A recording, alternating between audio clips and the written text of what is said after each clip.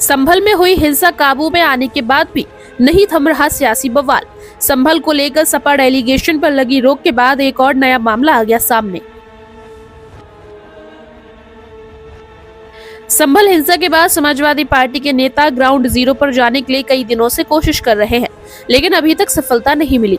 शनिवार यानी 30 नवंबर को भी नेता प्रतिपक्ष माता प्रसाद पांडे के नेतृत्व में सपा के 15 नेताओं का डेलीगेशन संभल हिंसा के पीड़ितों से मिलने जा रहा था, लेकिन पुलिस ने उन्हें बीच रास्ते में ही रोक दिया।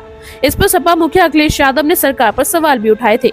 संभल जाने से रोके जाने पर सभा नेता रविदास महलोत्रा ने कहा है कि शांति पूर्वक जा रहे हैं, पुलिस ने हमें बलपूर्वक रोक दिया। सुबह दिल्ली से संभल जाने के लिए 3 नेताओं ने कूच किया था, जिसमें सपा सांसद हरेंद्र मलिक, सपा सांसद जियाउद्दीन रहमान वर्क और इकरा हसन भी थी, और वह अपने कार्यकर्ताओं के साथ संभल जाने की कोशिश में थे।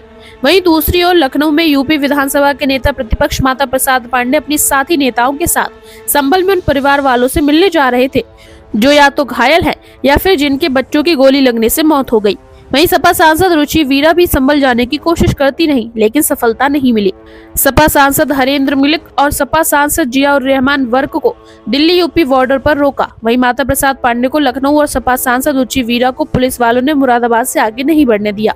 इसके अलावा कैराना से सांसद इकरा हसन को हापुड़ में ही रोक दिया गया। पुलिस के रोकने पर सपा सांसद हरेंद्र मलिक दिल्ली यूपी बॉर्डर के पास डिवाइडर पर ही बैठ गए। गाजीपुर बॉर्डर पर काफिले रुकने से जाम की स्थिति बन गई। हरेंद्र मलिक वहां से नहीं उठे और काफी देर तक डिवाइडर पर बैठे रहे। सपा सांसद हरेंद्र मलिक ने कहा कि एसपी साहब बहुत बड़े आदमी हैं, हम छोटे हैं, इसलिए हम यहाँ इंतजार कर रहे हैं। ये साफ तौर पर हमारी तौहीन है, ब्रीच ऑफ प्रोटोकॉल है। पुलिस कह रही है पहले एसपी साहब आएंगे, हमसे बात करेंगे। हरेंद्र मलिक पुलिस वालों के व्यवहार से नाराज दिखे। लोकतंत्र का हवाला देते हुए पुलिस की कार्यप्रणाली पर उन्होंने सवाल भी उठाए। उन्होंने कहा कि संभल की हकीकत सामने आने से रोकने के लिए पुलिस वहां जाने से हमें रोक रही है। वहीं समाजवादी पार्टी के इस हमले का जवाब यूपी सरकार के डिप्टी सीएम केशव प्रसाद मौर्य ने दिया।